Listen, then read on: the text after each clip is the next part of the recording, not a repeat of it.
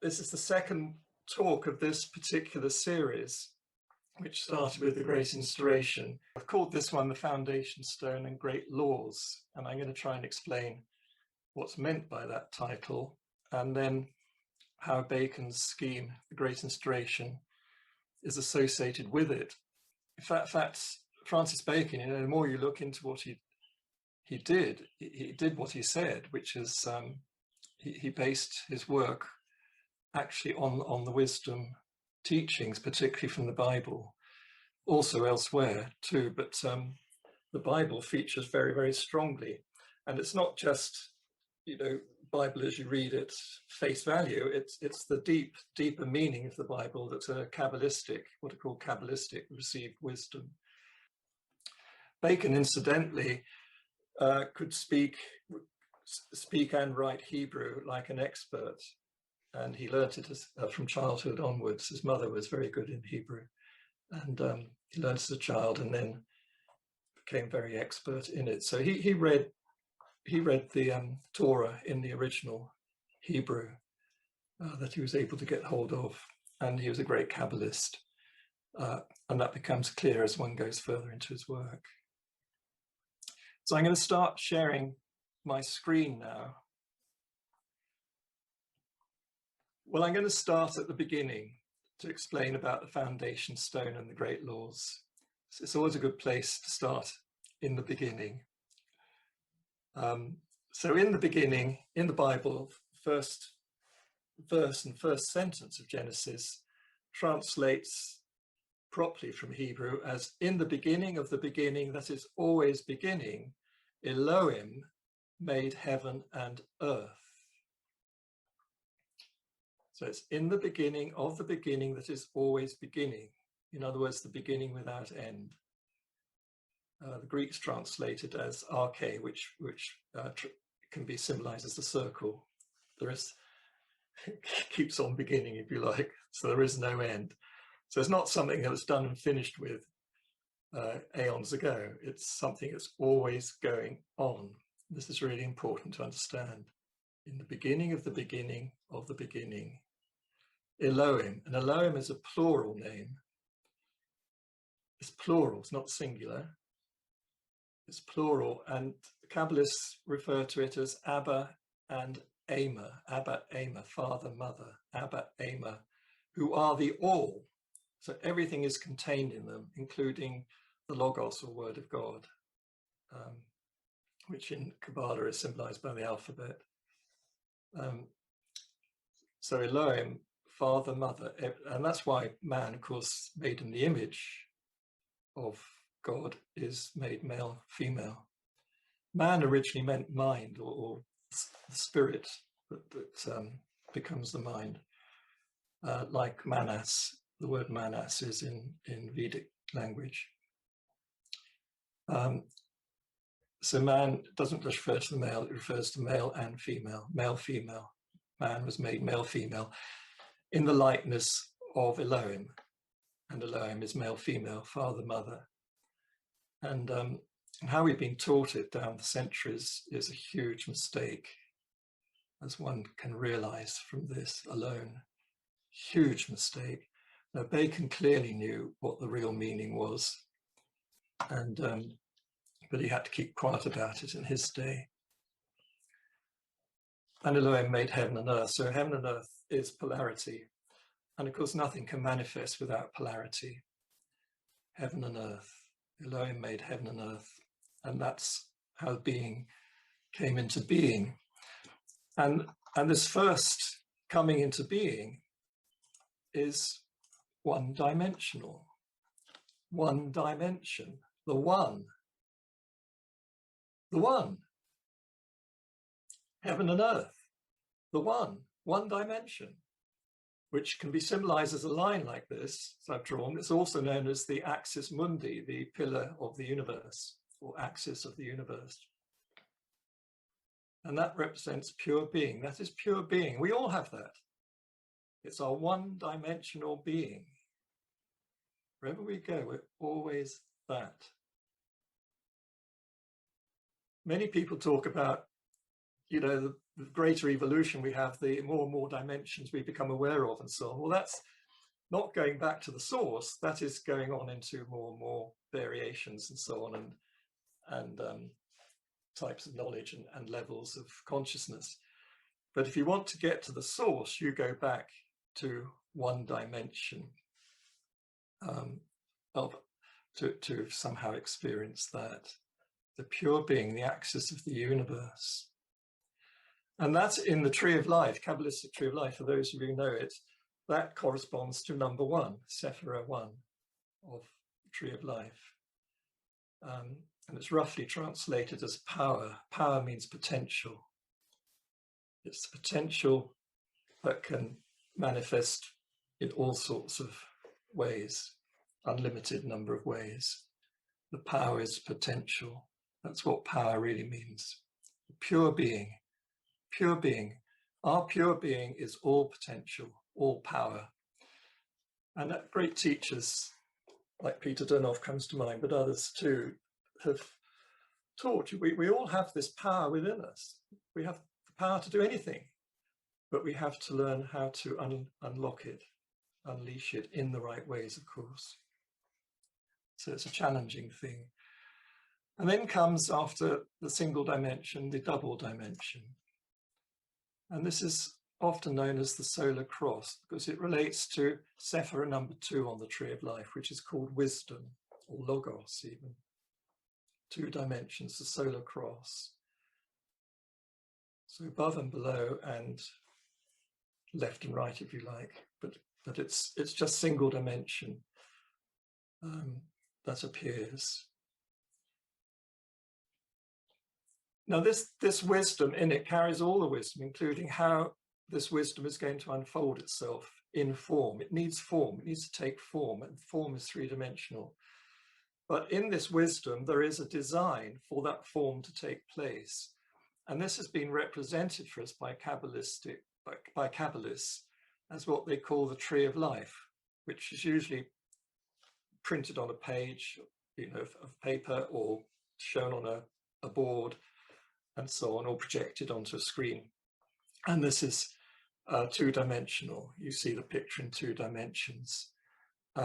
So this is to see it in 2 dimensions as a tree of life is like seeing a blueprint, an architect's blueprint that's later going to be built as the actual building itself in 3 dimensions.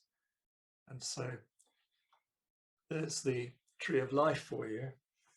And I've also shown in it what are called the 4 worlds in Kabbalah, the worlds of coming gradually into more and more manifestation. The dark one, the black one, is the first world called emanation. Everything emanates from number 1 and includes the 2nd and 3rd dimension.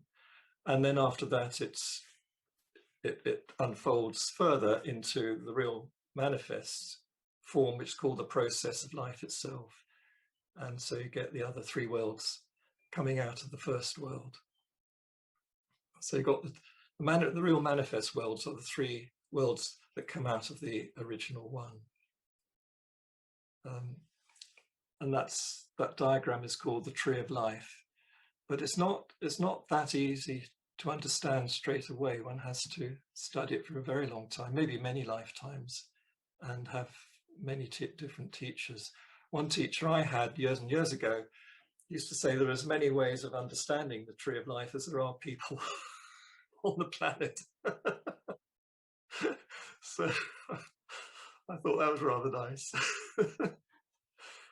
So anyway, I'm going to try and do it from the viewpoint I understand that I've learned very much with Bacon as a guide for me in this. And it's quite profound. As I said, it's caused me to think of 1 or 2 things slightly differently to how I thought before. Now, the first thing to note on this diagram, 1, 2, and 3 represent the first dimension, 1 dimension, 2 dimension, 3 dimensions. They're called 1 dimension crown or power. Number 2 dimensions, that's the wisdom, also known as the word, the logos in Greek. And number 3, the third dimension, which gives form to it, is known as the Holy Intelligence. And that gives form to the wisdom as a thought form. Now, these 3 make up what's called the Holy Trinity. Those 3 basically are the Elohim. So when it speaks about Elohim, Elohim is one God, but that one God is Abba, which is wisdom, and Ama, which is intelligence. One God, one dimension is also 2 dimension and 3 dimension. The 3 are one in 3, 3 in 1, the Holy Trinity. And these are hidden and emerge from the heart of the divine, the heart of the unmanifest. And that heart center is represented by number 6 on the tree of life. So that's why these 2 lines from 2 and 3 and from 1 go straight down to number 6, because that's where we are meant to understand, that's where they reside. They reside there, not right at the top there. That takes, some people get it straight away, for others it takes quite a time to really grasp this. The great secret is in our hearts, the heart that is everywhere within. A great philosopher once described it as the divine being is like a center that is everywhere. In other words, a heart that is everywhere within a circle whose circumference is nowhere. So it's a wonderful way to meditate on that. The heart of the divine being is like a center of a circle whose circumference is nowhere. And that center is everywhere. Everywhere throughout the universe, these hearts of God. And our heart is one of those. The heart of each of us is one of those. And in that lies the Holy Trinity. So it's within you and me, it's within every form of nature, physical and metaphysical. One of the great profound secrets of life, if you like. So everything emerges out of the heart and everything returns to the heart. So the Holy Trinity, those 1, 2, 3, actually lie in number 6. This is so important to grasp before we can go on any further. And then you'll see there's a number 10, Sephira number 10, that's shown right down at the bottom here. But actually, as you'll find as you go through the laws of what are called the 10 great laws, and also the 7 days of creation, you'll find that number 10 actually belongs to number 9 to begin with, but its destiny is to be raised up to become this empty space here, which is called the unnumbered Sephira. But number 10 really will go up to there. And so the whole process of life is how to reach right down to there. Well, it symbolizes there. It's actually part of number 9, the base of number 9, and raise it right up to become the crown jewel of creation. And then number 4, 5, 7, 8, and 9. And then number 10 raised up there, you see they all surround number 6, the heart. And this is what makes what's called the cosmos. The cosmos is the 3-dimensional manifestation of the divine. We are all a cosmos. So here's a diagram I've made of a cosmos. It has 3 axes, above and below, left and right, and forward and behind. That's a simple way to understand it. And they're related to the Sephira of the tree of life, like I've shown on the diagram. So I put number 10 in red at the bottom here, associated with number 9, but also number 10 right up here above with the unnumbered Sephira, because the aim is to raise it all the way up. And in tradition, number 10 is known as the Holy Grail. It's also called the Kingdom, but it's referred to as the Holy Grail. It's also symbolized by earth as a polarity to heaven. And the role of all our lives is to go right down into the depths of matter, if you like, and gradually raise the grail, make it holy as we raise it right up to become the crown jewel of all creation. And then we go and celebrate having done the work in the heart, back to the heart again. So this cosmos is, if you like, it's the intelligent form of wisdom. And, you know, our minds are our intelligence. And when we give a form to the wisdom, it becomes a thought form. So this cosmos represents the divine thought form. And in fact, the old word angel, ang-el, means divine thought. An angel is a holy intelligence, a divine thought, a thought of God. That's what the word means. And of all the angels, I mean, there's an unlimited number of divine thoughts, but of them all, there are 7 key ones who are called archangels. And these are called the 7 spirits that stand before the throne of God. Now what I show is the cosmos is also known as the throne of God, in which God is seated. God is seated in the throne, not on the throne, but in the throne. Very important difference to understand. He's in the throne. And that the 3 axes of the cosmos are the extensions outwards, the emanations outwards of the Holy Trinity. So number 1 extends vertically. Number 2 extends horizontally, making our forward and behind.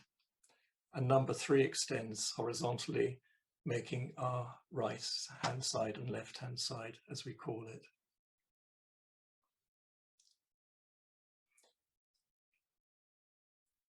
And if I go through this, and this is the throne of God. God is seated in his throne. And the 7 Sephiroth, there are six around at the end of these axes, and there's 1 in the center. They make up what are called the 7 archangels, the 7 spirits that stand before the throne of God, or are the throne of God, if you like. And God is seated in that throne. I said number 10 here will be raised up to become the crown up above. Now, to accomplish this raising of the grail, there has to be movement into action. And so the throne is said to become a chariot, the chariot of God. The throne becomes the chariot as it moves. Now, this whole cosmos is a thought form, and its various terms are given to it. It's the spirit, it's the mind, the divine mind, was divine thought form of the mind, and it's also associated with heaven, spirit, mind, heaven. These are words used in tradition to roughly describe it, and it's very easy to misunderstand all these terms. And maybe some of the writers didn't fully understand it themselves. And then when we come to what's called the foundation stone is its polarity, and that represents matter.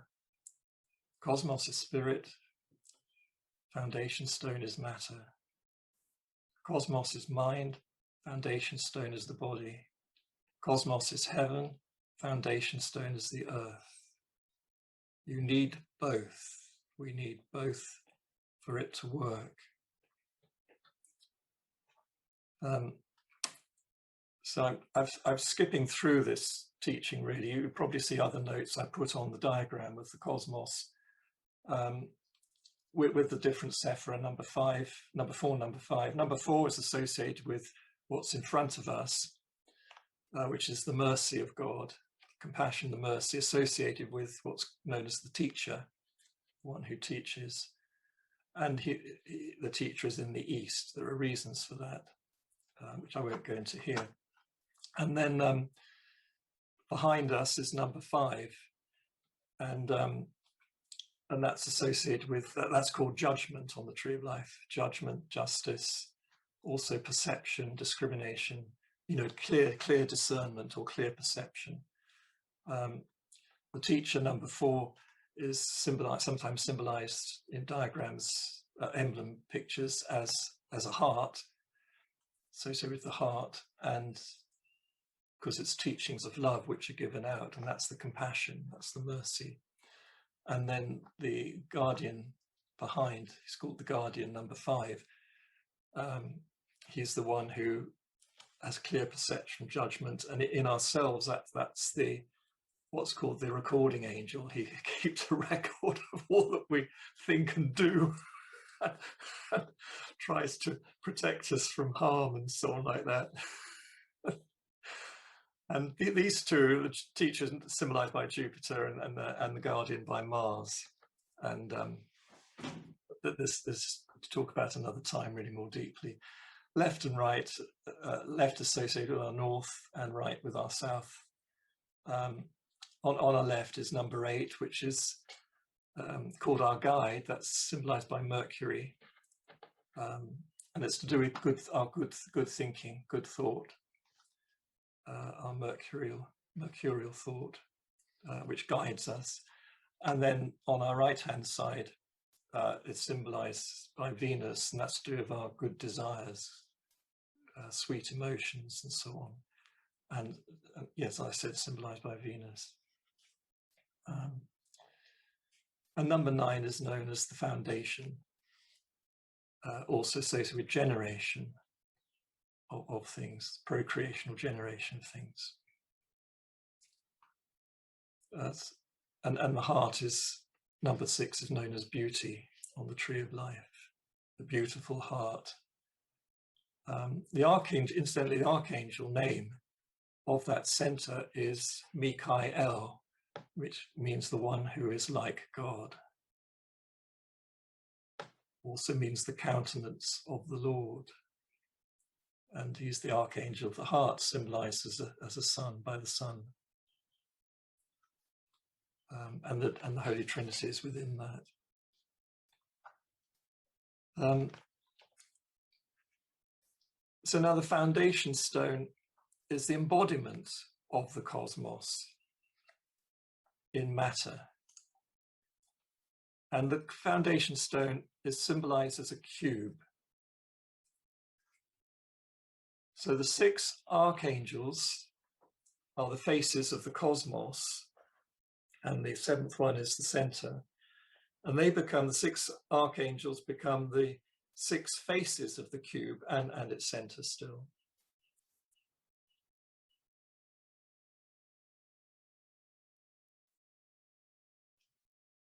So this is when we put thought into action. To put thought into action, we have to bring it down to earth. We have to ground it. Otherwise, it just remains a thought in the mind. We have to ground it in matter and make it work somehow. And that's the great challenge. And the biggest challenge is to make all our labors loving ones, the labor of love, as Bacon calls it. And the famous Shakespeare play he named after it. Love's labour's lost, very Masonic. And that's what Freemasons search for, the lost word. And this lost word is the labour of love. You know, and that's charity. The Christian word for that is charity, love in action. We have to learn to do it every day in everything we do. It's a huge challenge, but that's how we raise the Holy Grail, what's called the Holy Grail. And we're each grails.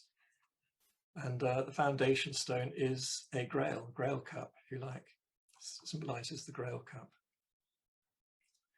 We often think of it as a nice circular vessel as well, but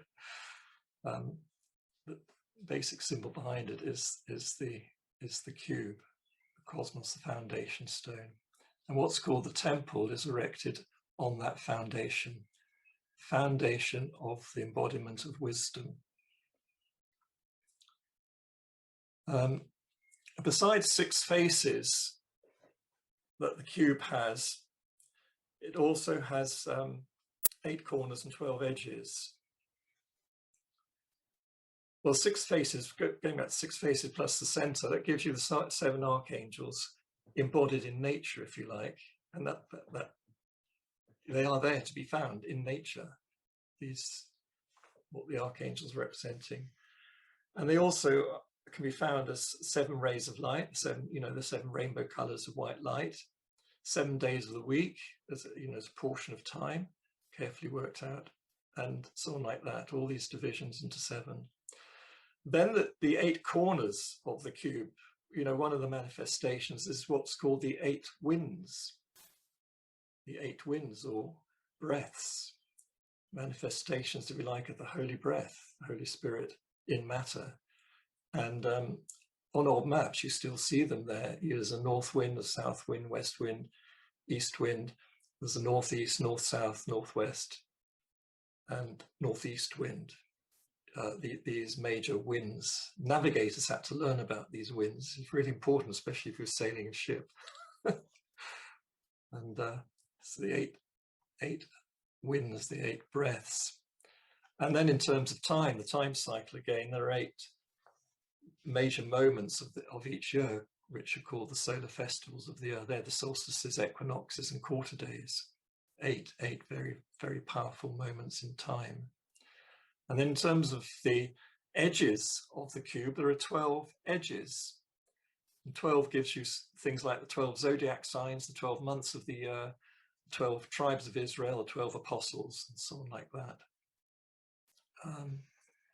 These are key numbers to work with, and they lie behind mathematical laws of God, these key numbers. Now, coming now to Bacon, Bacon clearly understood all this and far, far more than I can claim to understand. I'm still very much a student, and but he always claimed that his 7 books of his great instauration were based on the days of creation in the Bible, in the first chapter of Genesis, 6 days work and 1 day of rest. So there are 6 major books of his great instauration to do with building his pyramid of philosophy, which he refers to as a temple in the mind, a temple of wisdom or temple of light in the mind, which is knowledge. He saw this as knowledge of truth. And then on the 7th day, his 7th book is all about resting as God rested. And he, after he died, he allowed 2 pictures to be published that really showed in detail, in pictorial way, what he was talking about.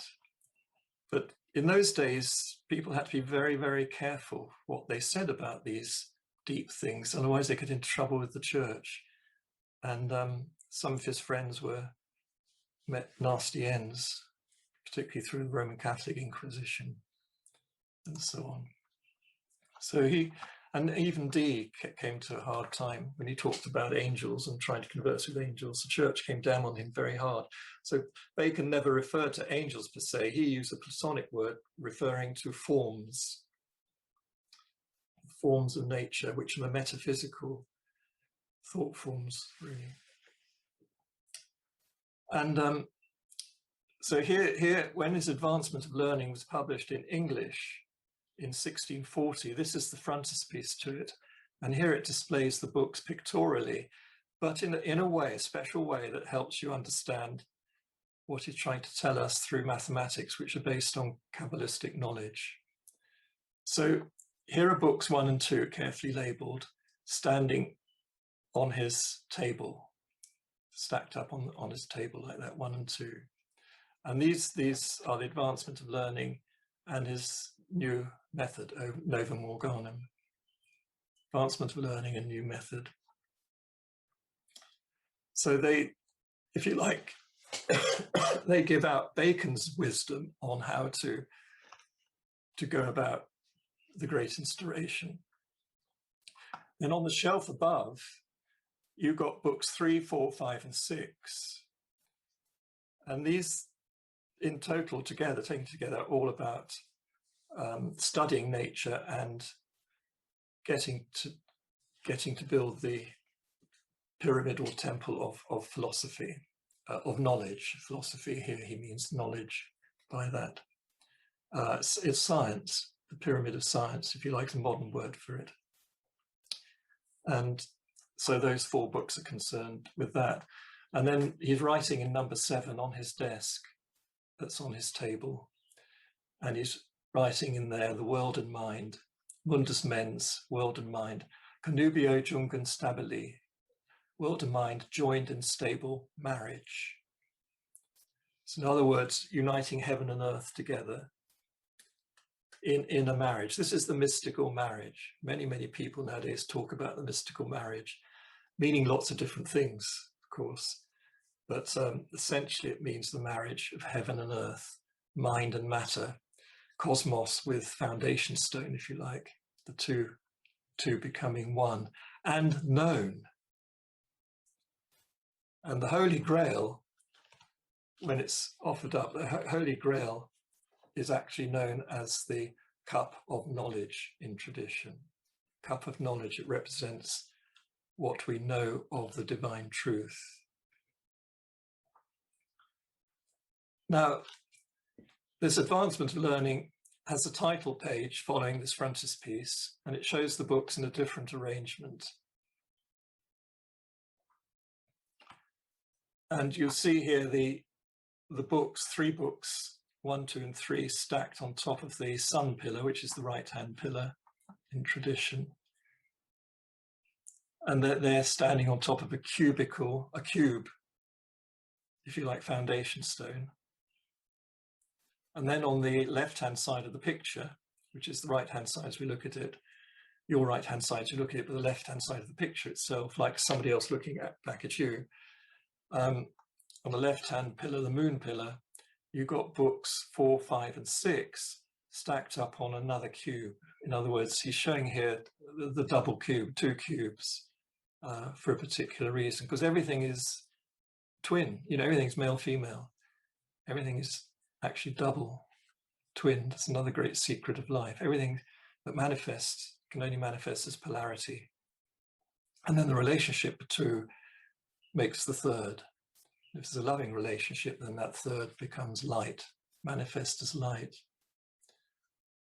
So books 1, 2, and 3 on the sun pillar, right-hand pillar, and books 4, 5, and 6 on the left-hand moon pillar.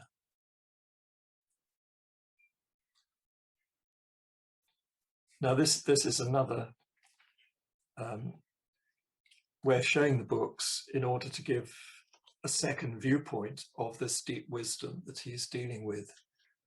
Everything is what the ancient Egyptians called the double truth. Everything is a double truth. So there's always 2 viewpoints of everything. See one thing and then see it from the other side. It's sort of obverse, reverse sort of thing. As above, so below, as below, so above, for the doing of the great work. Hermes Trismegistus said. Same thing again. You need the 2, always need the 2. You can't be stuck in one, you have to also go to the other and learn to marry the 2 together in a harmonious, loving way. It's a fantastic teaching, really. If only we could understand it and do it. Everybody do this well. We'd have a world that was a holy grail. The kingdom, heaven on earth, as they call it. Well, that's the great hope of the future that we're all aiming for. Now, the other thing to see on this, up high, you've got the symbol of mundus visibilis and mundus intellectualis. That's the visible world, which of course when the sun daylights out, you see the world. At night time you see only the sky, that's visible, all its stars, and it represents the wisdom, which is like, as Bacon says, truth is a naked and open daylight. But we need the mind to see it, and we see the mind like candlelights, as he calls it in his essay of truth. And he says, human beings prefer the candlelights, which is theatre. We're all in a theatre where we understand things, but truth itself is a naked and open daylight, the right-hand pillar. And here you see the two worlds, or left and right pillars, joined together with this Masonic handshake. And here above it is the motto, which in Latin, but it translates as reason and experience federated together or joined together. Reason is the intellectual side, the thinking side, and then the experience is actually what we do and experience on earth in daylight, and that's where the wisdom is. So as he says, we have to study nature. Nature, by nature, he didn't just mean physical things, physical form. He meant physics and metaphysics, and not just natural, what we call natural things, but also human things and divine things. Natural, human, and divine, all these three things, and both physical and metaphysical, and each physical and metaphysical are both divided. He divided each one into two. So besides the physical form we usually see, there's also an etheric form, which some people like myself and others can see, emanating like a blue aura from the body. It's like an electromagnetic body. Well, Bacon knew about this. He referred to it as something to study. And then what's part of the soul, then you go into metaphysics, and there are two levels of that. And the highest level is what he hoped we would really study and get to know, because that's the area of the great archangels, the divine thoughts of God, and all the great laws of God. And the highest law of all he called the summary law, supreme law, universal law. Now these books, 7 books of the Great Instauration, are based on 7 days of creation from Genesis. And that's why in Bacon's New Atlantis, he refers to the college of the 6 days' work, and then there's the 7th day of rest. In the college they work for 6 days, then they have their 7th day of rest. And he shows that up, as far as I can understand, he shows that up in his New Atlantis as the great feast. What's called the Tersan sits down to feast with his family, the family feast. And in ancient tradition, particularly the Hebrew tradition, Kabbalistic tradition, and the Greek tradition too, that was known as the feast of love, feast of friendship, feast of love. The Greeks called it the agape feast. Feast of agape means true friendship, both individual and beyond. Friendship with the all. And so that's how Bacon shows us the great feast, relaxing with a wonderful love feast. I love how Bacon looks at it. I'm afraid I think I was born very much in this, because I always feel myself a Dionysian. I enjoy wine. I want to keep on drinking wine, but maybe I have to give it up one day. But anyway, it's a nice symbol. Now, the 7 days of creation are based on Genesis 1. So his 7 books are based on this. Now, a quick summary of it. On the first day, light was created. The second day, the upper waters, the firmament, and the lower waters brought into being. So what had before just been universal waters was divided by a firmament. So if you had the upper waters, the firmament, and the lower waters. Then on the third day, the lower waters, in the lower waters, the earth is made to manifest out of those lower waters. And so you've got the earth and what then is called the seas. The lower waters become the earth and the seas. The earth is associated with this lower waters thing, seas and the earth, that's created on the third day. Plus nature's life cycle. You find all the process of life that nature goes through, including ourselves, is there summarized in the third day of creation. So it's worth looking at this again. You'll see it's all there. And on the fourth day are created what's called the greater and lesser lights and the stars in the firmament. which is also referred to as heaven. And these are there to mark time and illumine the earth. They're to guide us. Another word that's used. The greater and lesser lights are usually understood as being the sun and the moon for us, and the stars, all in the firmament, to guide us, to mark time and illumine the earth. And on the fifth day, the creatures of water and air are created. On the sixth day, the creatures of earth and man are created. Now, man is male, female. It doesn't just mean the male man, it's woman as well. And talking with Sarah about this, because a huge worrying debate in it going on in many countries at the moment, because men have rather suppressed women and so on, and the language is not terribly good, because we use man to mean male, when actually man originally meant male and female. And you've nicely got a word meaning woman, which is female. Well, we ought to have a sort of something man to mean the male, shouldn't we? If we get it right. So maybe one of you can come up with a good word for that. We've been trying to think of something.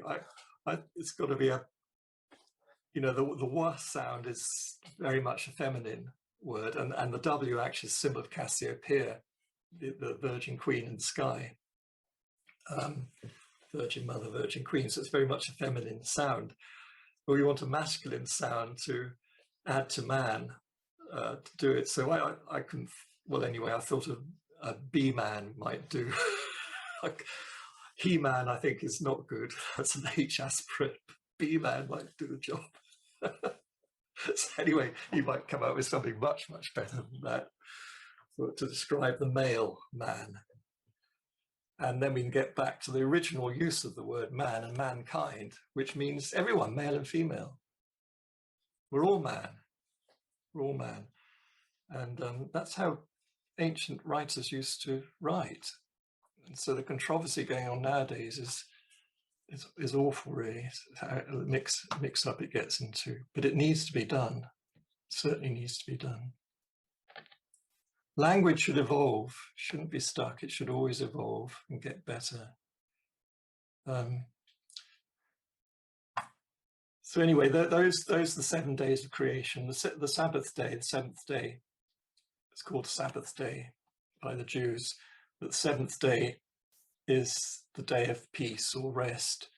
And then if you read more about it, it's the day that we're meant to enjoy the joy that has been produced. Enjoyment of joy, which I said Bacon in his New Atlantis is wonderful. You know, if you like your food, you just enjoy a great feast together, and the friendship and so on.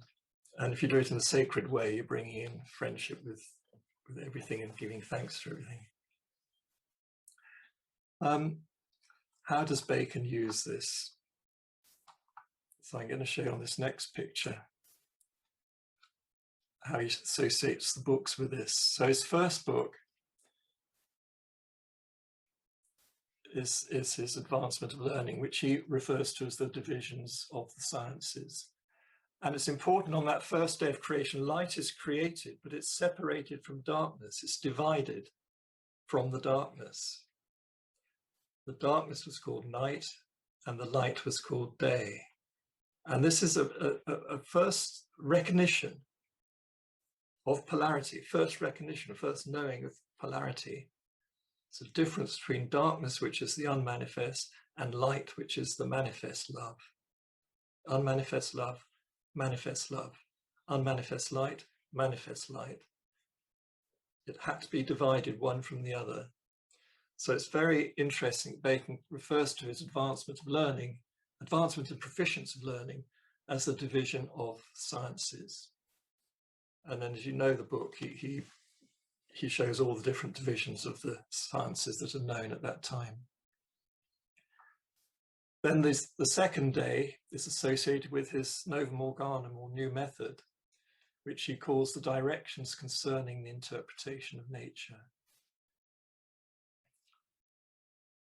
And when you look at that, you realize he's asking us to look at these three worlds, what in tradition are known as the three worlds: the upper world, the middle world, and the lower world. And the lower world is sometimes called the underworld, and also known as the spiritual world or divine world, the celestial world, and the natural world. Those are other names for the three worlds. And his new method, the directions concerning interpretation of nature on all of this. And then his third book, on the third day, is his history, what he calls his history of nature, natural history, history of nature. But it doesn't, as I said, it doesn't just mean nature as most people think it is, you know, some plants and things out there, their physical forms, so on. He's talking about the nature of human beings, and he's talking about the nature of divine things as they manifest on Earth or in the cosmos. Nature is not just something physical, it's something psychological, and it's something even deeper than that as well, he's talking about. And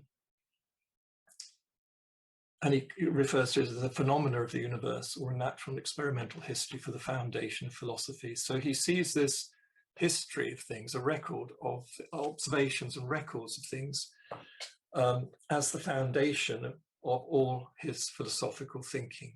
It's the foundation of the pyramid of philosophy. Then you get to the fourth day, the fourth book. He just refers to this as the ladder of the intellect, and another strange names, but the ladder of the intellect is one that's particularly possible to interpret easily. And it actually refers to poetry. Poetry, he always said his three main things you need is history, poetry, and philosophy, these three things. And most people who study Bacon in the academia miss out the poetry bit of it. They don't get it.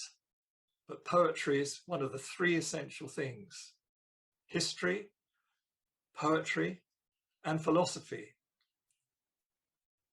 You need history for philosophy, and you also need poetry for philosophy. You can't, the three have to go together. So poetry, so where is the poetry of Bacon? Because he said he left examples and all these things for us to study and be guided by, as like a guiding light, like the first light of the day, to guide our footsteps in future. So the poetry, as some of you know, is put out through the Shakespeare plays, but also other works of poetry he did, like he wrote for the Queen and for other people. He wrote various entertainments and so on like that. And he was known as a great poet. And this is the ladder of the intellect. You gradually climb it up, and I'll go on to show why it fits a ladder a bit later on. And number 5, creatures of water and air. This he called his new philosophy. And he refers to it as the forerunners or anticipations of the new philosophy. So, and another name he gives it is the axioms, which are not yet proven, temporary axioms, temporary ideas about how things work. Speculations, we might call it, speculative thought. So that's what book 5 is about. And most of us have temporary thoughts, and he said you can only get your final new philosophy, or active science he called it, which are the proven axioms, the final axioms, or proven axioms, through a lot of experimentation and testing it out. And if it is true, stands the test of time as being true, then you might begin to feel it is a proven axiom. But you've got to give it time. You can't suddenly think, oh, I've got it right, this is it. You've got to prove it over and over and over again. And if it keeps repeating, and then you might think you've got to prove an axiom. And of course, that's how good modern science works. Exactly how modern scientists think, because they were, Bacon was a great instaurator of modern science, basically. And then the last day, the day of peace, and that's summed up by what I've shown you already: reason, the experience of being confederated together, or the world and mind, the connection made firm by marriage. Now, how does this relate to the tree of life?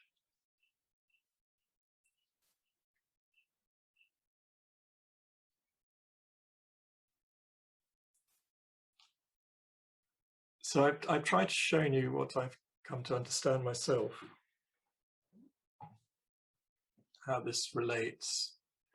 And really we're all talking about the cosmos, because number 10 belongs to number 9 until it's raised up to this level here, which book 6 deals with, the knowledge, the final axioms, the final knowledge. But we have to work in what's represented by the kingdom, the earth, and raise all that up. There is a Kabbalistic story about that to do with Lucifer. Lucifer is destined to become the crown jewel of creation, but he's cast down to the deepest abyss, where he's called the stone.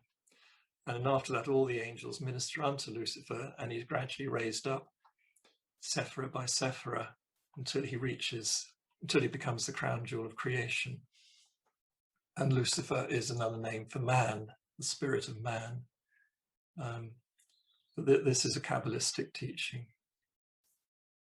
And it's the story of the Holy Grail, basically. We're all involved in it, whether we know it or not.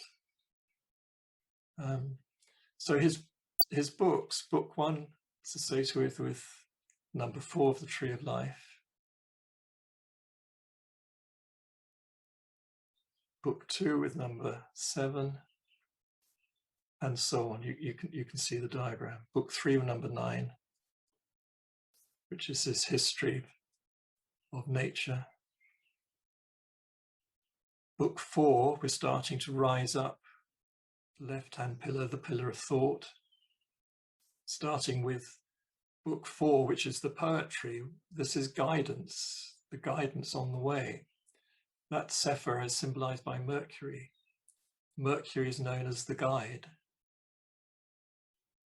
Mercury is what guides us. And as Caduceus has the serpent twined up it, which symbolize in Freemasonry like the winding staircase.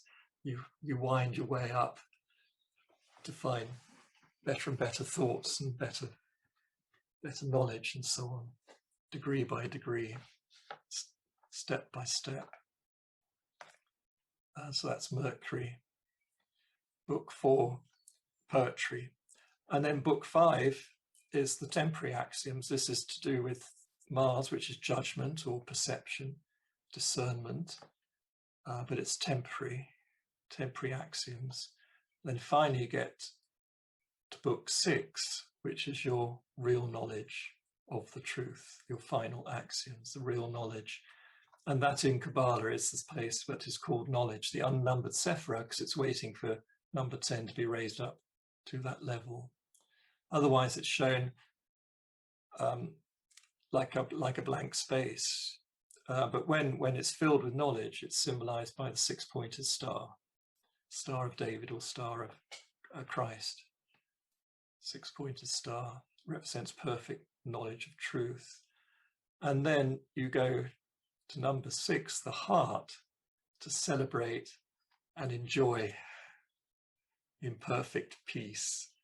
Book 7 is actually the heart, which is symbolized by the sun.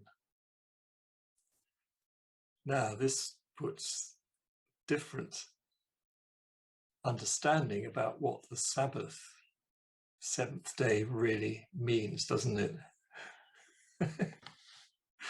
Need to think deeply about this one, because this can turn your thinking inside out.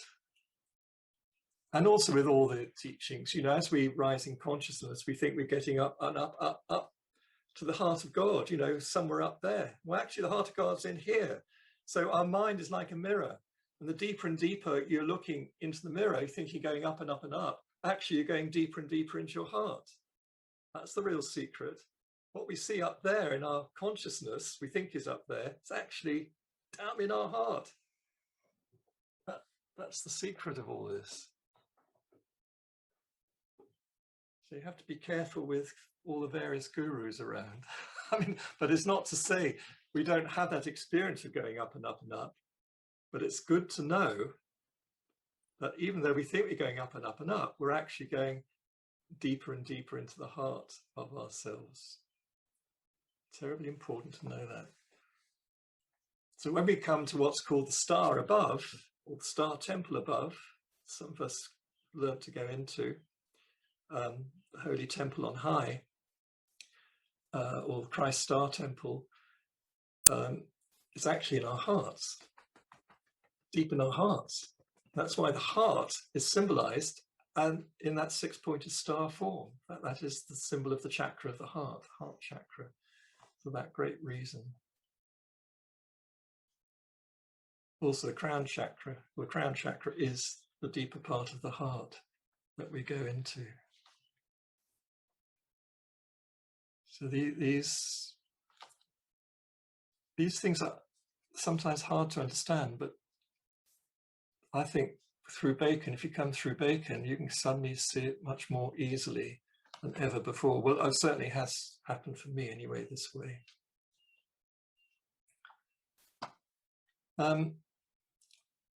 So let's go through them. We start with book 1, which is number 4, the grace. That's the love of God poured out as wisdom. Love is wisdom. Love is everything, but it's poured out as wisdom. It's given freely as wisdom. Free actually is from a Sanskrit word meaning free. Free means love. So to be truly free, you become a loving person. You are in a state of love. That's what being free really means. But because people have come to misunderstand that, if you give freedom to others, it means you're giving them love, granting them freedom, granting them mercy, also known as the grace of God. And this in Bacon's book is his existing knowledge of truth, which he gives out to us, the existing knowledge of truth, given out to teach and guide and light the path ahead. You come to his second book, which is Sephra number 7, on the Tree of Life, his new method. And this is the means to bring truth to light, to birth. And that Sephra is symbolized by Venus, and Venus is the mother who brings to birth the child. That's the famous symbol of Venus. She is the mother of Cupid and harmony. Cupid being manifest love.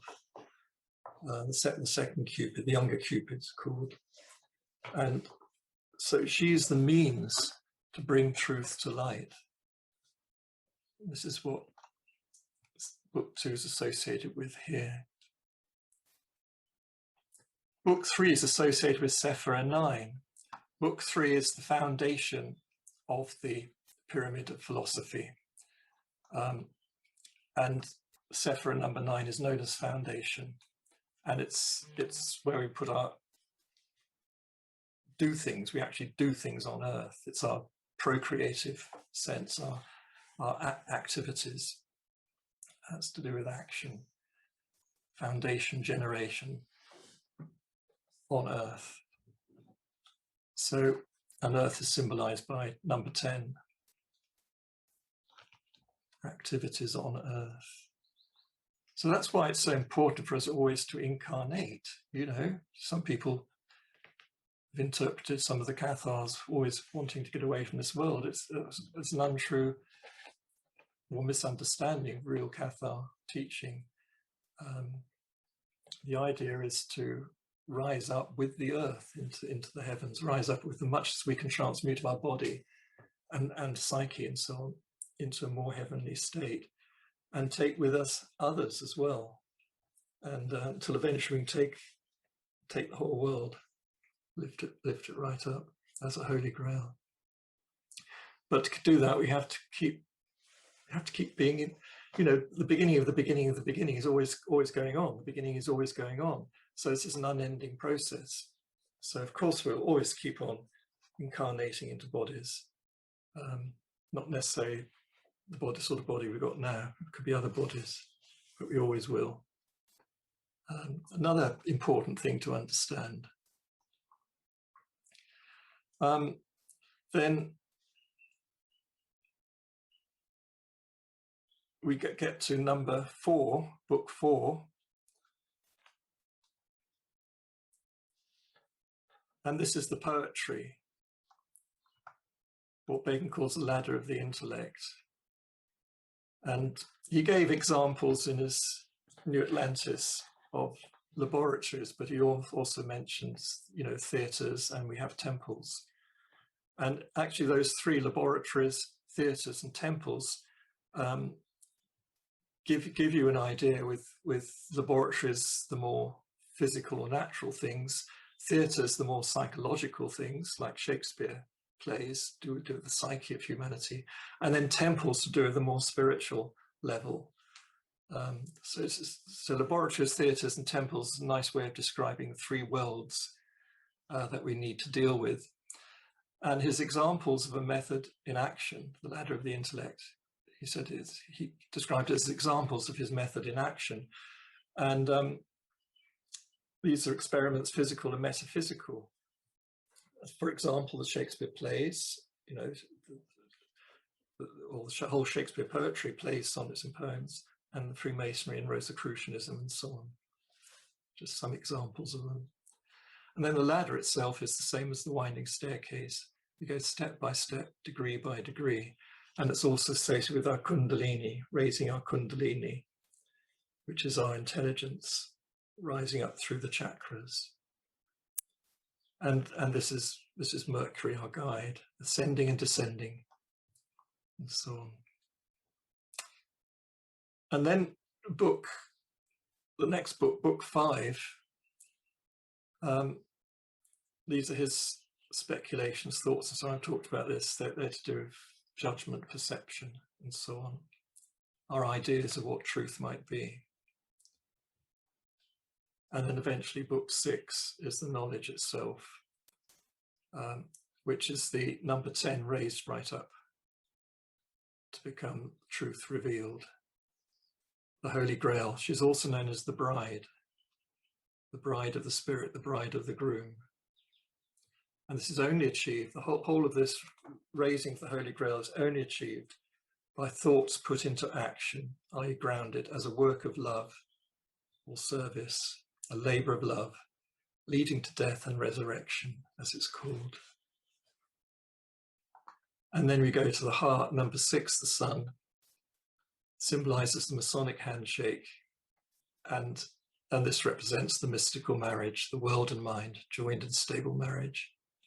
And it's the marriage of right hand and left hand, and marriage of sun and moon, marriage of above and below, and of heaven and earth, and so on. And in this we have joy and enjoyment. So the love feast could be the marriage feast as well, you know. So anyway, I hope that's helped a little bit. Now I want to go into the great laws, which also help to understand all this. Great laws of life. Now there are the 10 laws that Moses gave the Israelites, but he gave an earlier version first that was rejected by the tribes of Israel, except for what are known as the elect few. The elect, very few in number, but the elect could understand what he first gave them as the laws, but the rest of the tribes of Israel couldn't understand. They rejected it. So Moses went up Mount Sinai again and came down with the second version, and that's what's written in the Bible. It's kind of interesting, that one.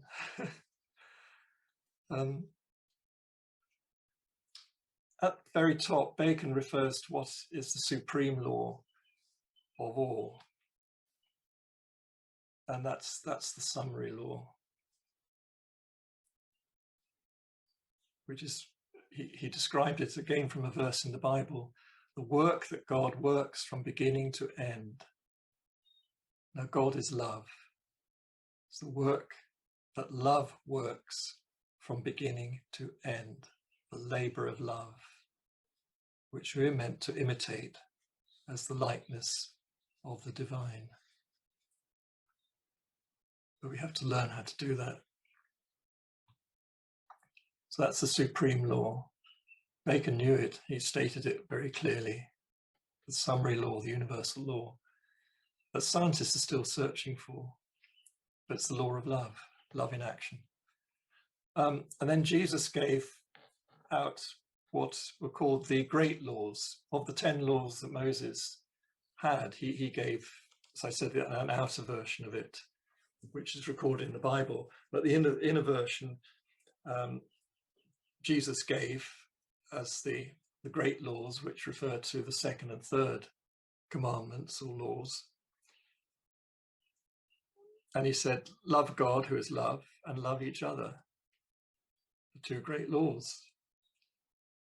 Love love, and love each other. You know, love the abstract, love what's here that you see and know. And the polarity of love. Abba and Ama. Love in that way, love each other, the great laws. And then the other laws go on from that. Now, I'm just going to read you a little quote from Bacon about the summary law. And he describes it more fully in two essays of his, or two manuscripts. I'm going to take you a quote from what he called Cupid and Koyelem. Koyelem means sky, or the heavens, Cupid and the heavens. And this is about the firstborn Cupid, manifestation of divine love.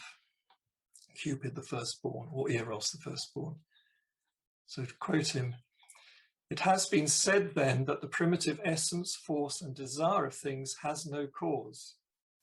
How it proceeded, having no cause, is now to be considered. Now the manner is itself also very obscure, and of this we are warned by the parable, where Cupid is elegantly feigned to come of an egg which was laid by Nox. Nox means mind, and Nox means night, darkness. Certainly, the divine philosopher declares that God hath made everything beautiful in its season. Also, he hath given the world to their disputes, yet so that man cannot find out the work that God worketh from the beginning to the end. For the summary law of being and nature, which penetrates and runs through the vicissitudes of things, the same which is described in the phrase, the work which God worketh from the beginning to the end, that is, the force implanted by God in these first particles, from the multiplication whereof all the variety of things proceeds and is made up, is a thing which the thoughts of man may offer at, but can hardly take in. And modern science is only just coming to this, what Bacon grasped, that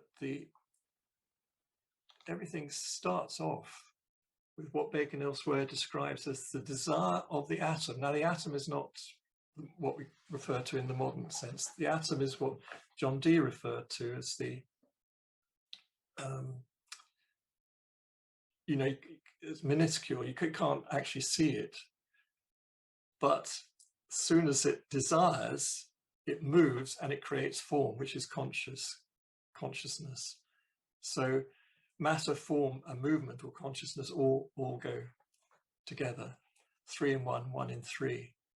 If you like, an expression of the original trinity of everything. And it also means you can create anything from nothing. The atom is the nothing. We just have to desire something and it comes into being together with its own movement and consciousness. So that's what magicians know. Now there were two Cupids, the immortal, who was the firstborn, and the mortal, who's the child of Venus. But the child of Venus, the second Cupid, is known as being like his father, the first Cupid. And this is the Alpha and the Omega, symbolized as by the mystery school as the two A's, which I've talked about before.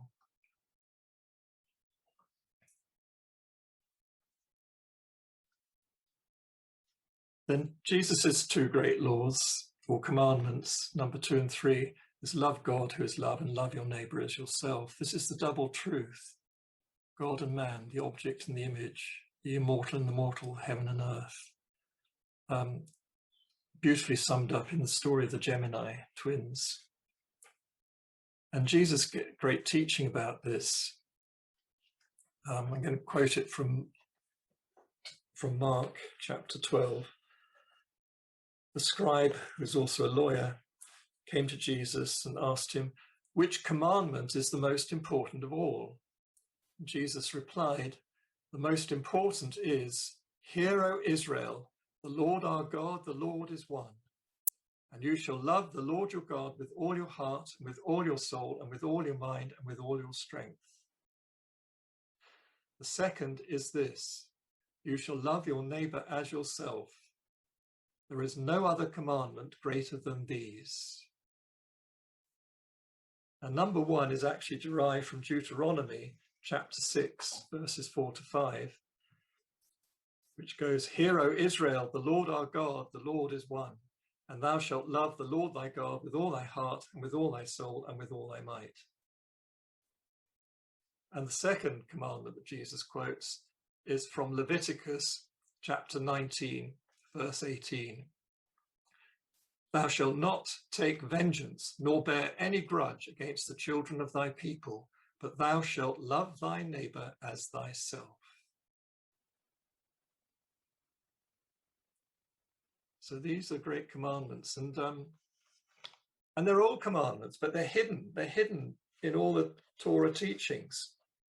The Jews didn't understand it as a whole. Only the elect did, the real initiates, and clearly the church didn't fully understand it afterwards when it became established, because it kept saying these were new commandments, but actually they're old commandments, just weren't understood properly. Not even known where they came from. Quite funny, but anyway. Now the 10 commandments, I'll go through them. I don't think I've written them out for you, but you can follow them on here. The 10 commandments start with the first 3 of these, the 3 of the tree of life, and then you can follow how they go. First one, Moses had to say, "I am the Lord your God. You shall have no other gods before me."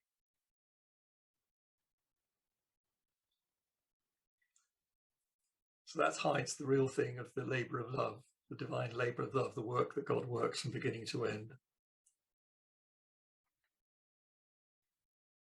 Number 2, you shall not worship false gods. This is number 2, Sephra number 2, referring to the word, the wisdom of God. And Jesus interpreted this as love God. But the Jews, or the tribes of Israel at the time, didn't understand that love God and God is love. They didn't understand that at all. So they could only be told in a negative way, "You shall not worship false gods." Just imagine it. It still goes on today, isn't it? And then number 3, Moses had to give it out as, "You shall never take my name in vain." Now this hides up love each other, love your neighbor as yourself. But again, the tribes of Israel at the time, they couldn't understand that, to love each other. Well, what does that mean? So he says, "You shall never take my name in vain." And then commandment or law number 4 that Moses gives is, "You shall keep the Sabbath day holy." Now, Sabbath is usually related to Saturn. Sabbath, Saturn, but it doesn't actually mean that. It's relating to the heart, number 6 on the tree of life, the sun, of beauty. Where is our beloved? We find our beloved there in our hearts. Book 7, this is the holy place. You should keep your hearts holy, pure. It's what Moses was referring to. Keep the Sabbath day holy. And it's very interesting, still the strict Jews today, they celebrate the Sabbath on Saturday of the week, but Christians have always celebrated on the Sunday, the day of the sun. And for the first time in my life, I've suddenly realized, my God, the Christian church was right after all. So the joke is on me, really, on this one. The real Sabbath day is the Sunday, as the church have always taught, but they didn't explain why. And it's to do with the heart, the symbol of our Son, where lies our beloved, our real inner beloved, place of joy. And then the 5th commandment Moses gave was honor your father and mother. Now this refers to Sephra number 4 here, and the called grace, compassion or mercy, and it refers to the teacher, the guru, if you like.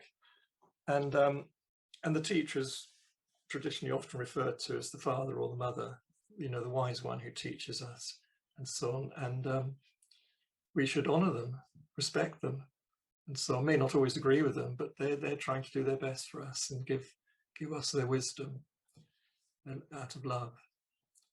And of course, our teacher, you know, our parents are always our best teachers when we're younger, as children. They bring us up and they are our teachers. And then we go to school and we have other teachers as well, but our parents are always our main teachers until we leave home. Then the 6th commandment Moses gave is you shall not murder. Now this refers to Sephra number 5. Mars, do our judgment, perception, and this is where Mars so often goes very, very wrong nowadays and in the past. For thousands of years, people have fought each other and murdered each other because they just don't see things clearly. They misjudge for one reason or another. You shall not murder. Murder is that nasty sort of killing. Sometimes it's necessary for things, well, everything dies. It's sometimes necessary to kill something, but to kill it as murder is a totally unloving and unjustified thing. So it's not just, it's unjust. And then number 7, you shall not commit adultery. This refers to Sephra number 7 and symbolized by Venus. And it refers to our desires, our good desires. Thou shalt not commit adultery. So we want to have good desires, not the sort of shaky desires and so on. And then the 8th commandment is you shall not steal. This refers to Sephra number 8 here, our good thoughts. It's to do with our thoughts, Mercury, our good thoughts. And stealing is really having wrong thoughts about something. There's all sorts of types of stealing, not just stealing things, but stealing ideas and so on like that.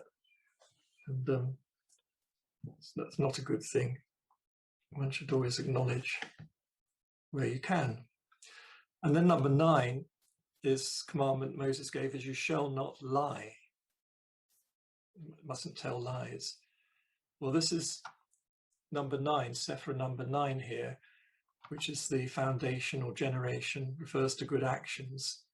And to lie, if you deliberately lie, that's a very bad action. It's a generative thing because you're speaking. To do something good, you speak the truth. By your action, you vibrate with the truth. With your action, if you're doing something bad action, then you're lying. You know, your body can lie as much as your words can lie. And so people who are expert in judging, you know, like the police, they're taught how to see if somebody's lying or not. They watch their body movements, actions and so on, because the body tends to give things away. So if we always acting well, procreating well, in a good way, then we're not lying, we're actually speaking the truth. And then the 10th commandment is you shall never want what belongs to another. This is referring to possessions. Now, possessions is the very earth itself.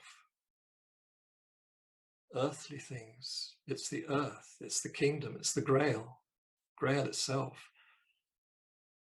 Only the grail belongs to God. The kingdom on earth belongs to God. Possessions belong to God. We offer it up to God. God is the divine love, but also God being love. There's the double truth. It's love others. So you should offer possessions to God, but also to others. You share. In other words, what Jesus taught, you should share. Share what you have. Be thankful for what you have. You know, some people are very blessed with a lot, others don't have very much. But whatever you got, give thanks and share whatever you can in good ways, wise ways. And that's what this number 10 really refers to. And this is achieved by means of charity, love in action, sharing, caring, and so on like that. And obviously, to me, it's obvious Bacon knew all this, and he's designed his great instauration accordingly. Okay, I've done enough talking there. So I'm going to finish this talk, and then we share our comments about it. I just want to finish with a quote from Francis Bacon about charity, and this is taken from his essay called Of Goodness and Goodness of Nature. I take goodness in this sense, the effecting of the weal of men, which is that the Grecians call philanthropia, and the word humanity, as it is used, is a little too light to express it. Goodness I call the habit, and goodness of nature the inclination. This, of all virtues and dignities of the mind, is the greatest, being the character of the deity. And without it, man is a busy, mischievous, wretched thing, no better than a kind of vermin. Goodness answers to the theological virtue charity and admits no excess but error. The desire of power in excess caused the angels to fall. The desire of knowledge in excess caused man to fall. But in charity there is no excess. Neither can angel or man come in danger by it. So there we are. I'll end with that. Thank you for listening to all of that.